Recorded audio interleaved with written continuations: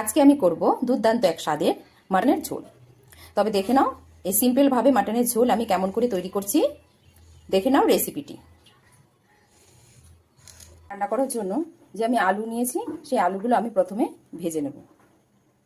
কড়াই গরম হয়ে গেছে, এবার আমি এখানে দিয়ে দেবো তেল। তেল গরম হয়ে গেছে, এবার আমি আলুগুলো দিয়ে দেবো। দিয়ে দেবো পরিমাণ মতন হলুদ গুঁড়ো, স্বাদ অনুযায়ী নুন।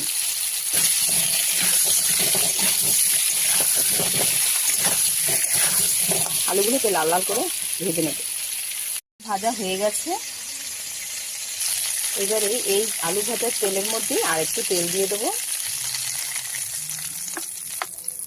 দিয়ে দেবো তেজপাতা, শুকনো লঙ্কা, আর দিয়ে দেবো জিরে। এবার এখানে দিয়ে দেবো কুচনো পেঁয়াজ। একটু নুন দেবো যাতে পেঁয়াজটা তাড়াতাড়ি নরম হয়ে যায়। আর দিয়ে দেবো 1 চামচ চিনি। পেঁয়াজ ভাজা হয়ে গেছে, এবার আমি এখানে দিয়ে দেবো টমেটো। এখানে আছে আদা, রসুন, পেঁয়াজ আর কাঁচা পাকা লঙ্কার পেস্ট, এটা আমি এর মধ্যে দিয়ে দেবো।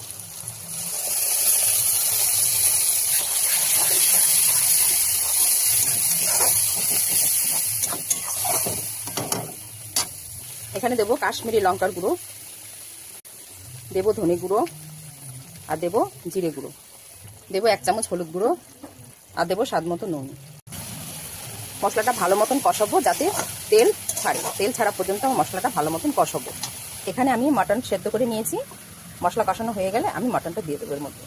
মশলা প্রায় কষে গেছে, এবার আমি এখানে সেদ্ধ করা মাটন দিয়ে দেবো।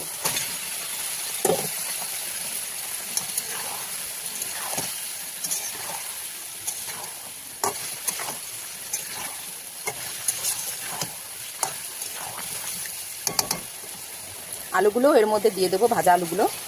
ভাজা আলুগুলো দিয়ে মাটনের সাথে ভালো মতন কষিয়ে নেব।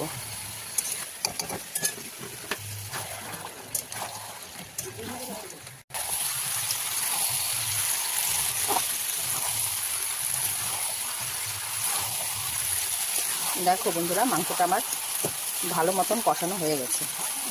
এবার আমি এখানে দিয়ে দেবো জল। সামান্য জল দেবো, বেশি জল দেবো না। এখানে আমি মাটন সেদ্ধ করেছিলাম, সেই মাটনের স্টকটা আমি এর মধ্যে দিয়ে দেবো। এবার আমি মাটনটা একটু ঢেকে রান্না করব। মাটনটা আমার একদম রেডি, এবার আমি নামিয়ে নেব। এরকম হালকা ঝোল আমি রাখবো।